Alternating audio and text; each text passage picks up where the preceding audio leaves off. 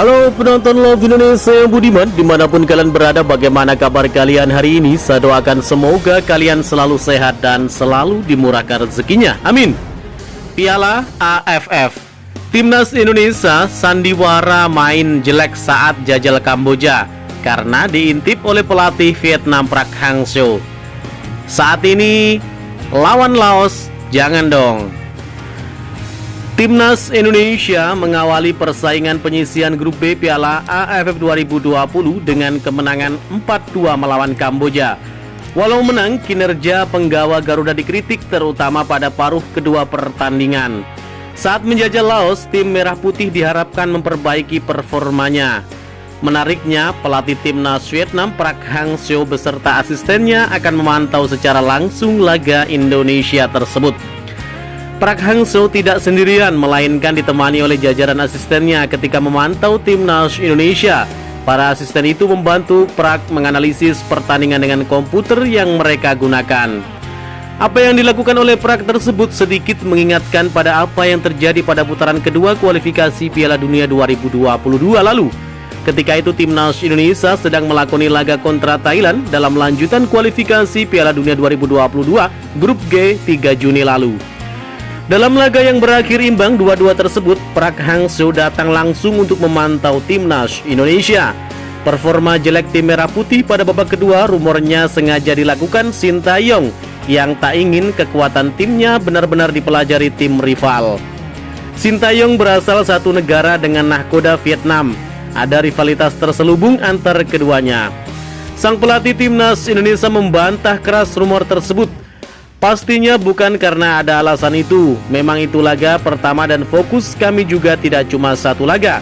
Masih ada laga-laga lain setelah Kamboja seperti lawan Laos, Vietnam, dan Malaysia.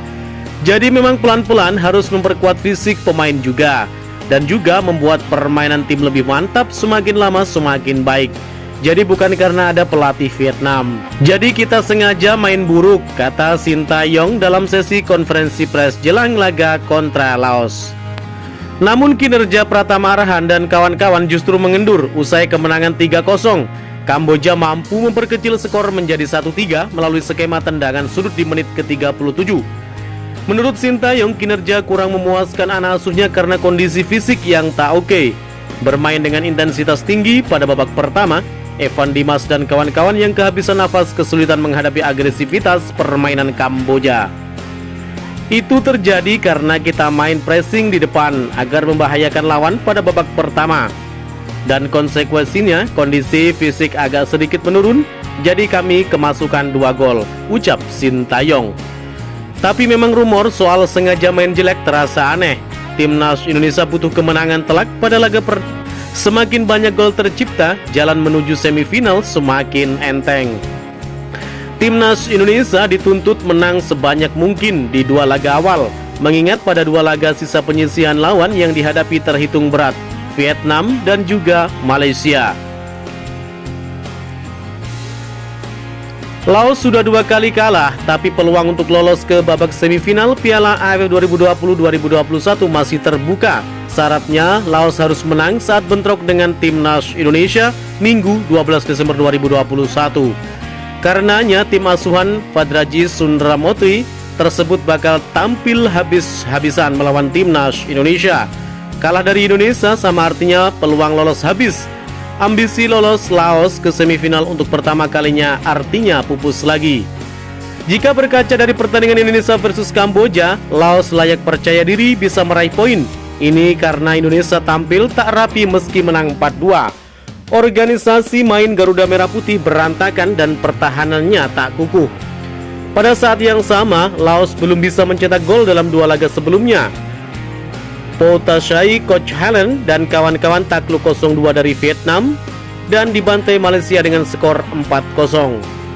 Yang menarik, Laos bisa menciptakan 17 tendangan pojok saat melawan Malaysia. Walau akurasi tendangan ke gawang tim berjulukan striker rate ini hanya 20%, hampir setiap serangan yang masuk kotak penalti terpaksa dibuang oleh Malaysia. Sedangkan dalam laga melawan Vietnam, Laos menciptakan 9 tendangan bebas. Hanya memang dari 9 kesempatan itu, hanya 1 yang tepat sasaran. 1 peluang Laos lainnya tercipta lewat open play walau lemah. Dua statistik menonjol ini bisa menjadi senjata Laos saat melawan timnas Indonesia kali ini. Ini karena tim Garuda lemah dalam urusan antisipasi bola mati. Salah satu buktinya gol Kamboja ke gawang timnas Indonesia tercipta lewat tendangan bebas. Kami harus berbenah jika ingin mengantongi kemenangan meyakinkan melawan Laos, tutup Sintayong. Bagaimana menurut kalian? Jika suka dengan video ini, nantikan video kami selanjutnya dan salam olahraga.